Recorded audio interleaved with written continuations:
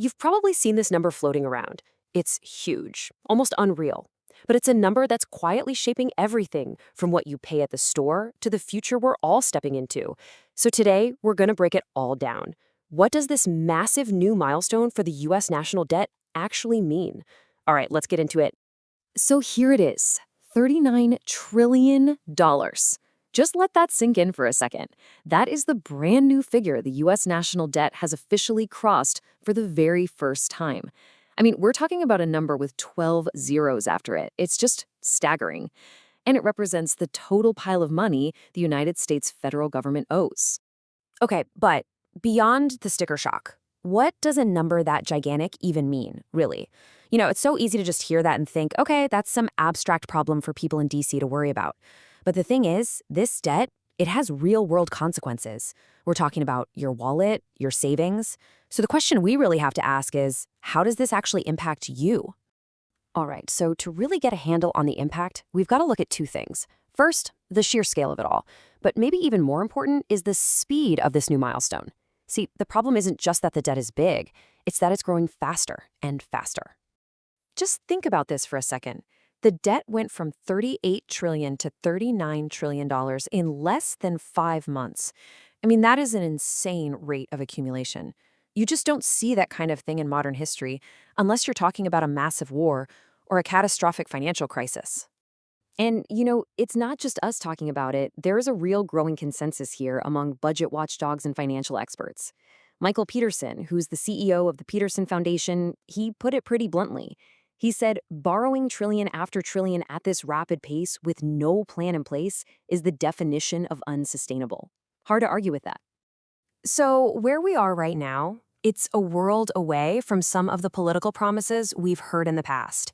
It really paints a stark picture of the difference between what's said and what actually happens. Let's go back a bit. In January 2017, the national debt was just under $20 trillion. Fast forward to March of this year, and it's skyrocketed to $39 trillion. That's pretty much a doubling of the debt. And this all happened in the years after a major pledge was made to shrink it. And here's that exact pledge we were talking about, made back in March 2017. The idea was to make government leaner and more accountable, do more with less.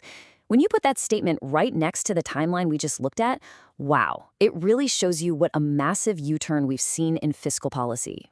Okay. So we've established the debt is growing, and fast. But what's the actual tangible cost of carrying all that debt? Well, this is where that huge abstract number starts to get really, really concrete. And it comes down to something we all get: interest payments. According to budget experts, the money we're spending just to pay the interest on the debt we already have, it's now the fastest growing part of the entire federal budget. It's literally outpacing spending on defense, education, even infrastructure. Think about that. And just look at this comparison to really put it in perspective. In the next couple of years, the amount we pay every year in interest is projected to be more than the entire U.S. defense budget. The projections show net interest payments are going to hit over $1 trillion in fiscal year 2026. $1 trillion, just on interest.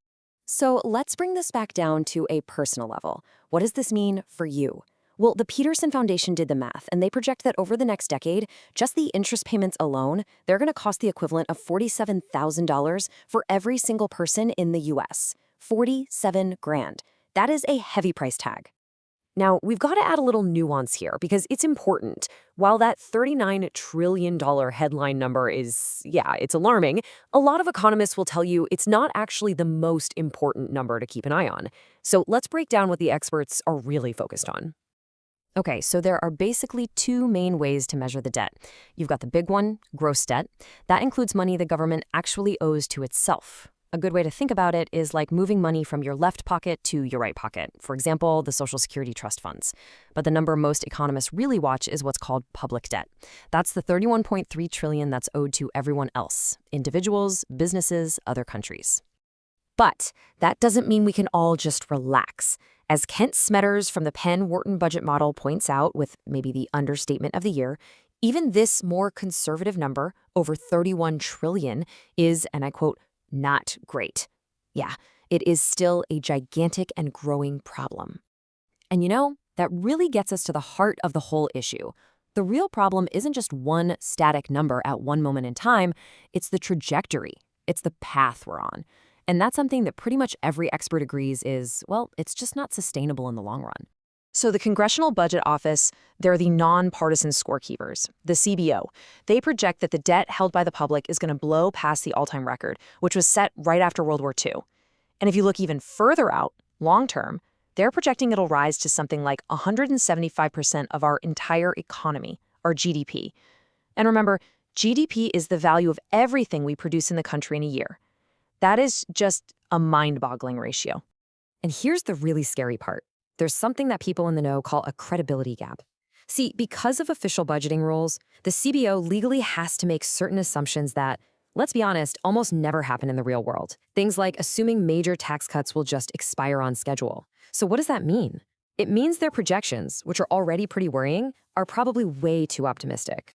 In fact, when economists try to calculate what they call the true fiscal gap, which isn't just the formal debt, but also includes all the future promises we've made for programs like Social Security and Medicare, well, some of their models show the actual liability is closer to $100 trillion. That's a whole other level.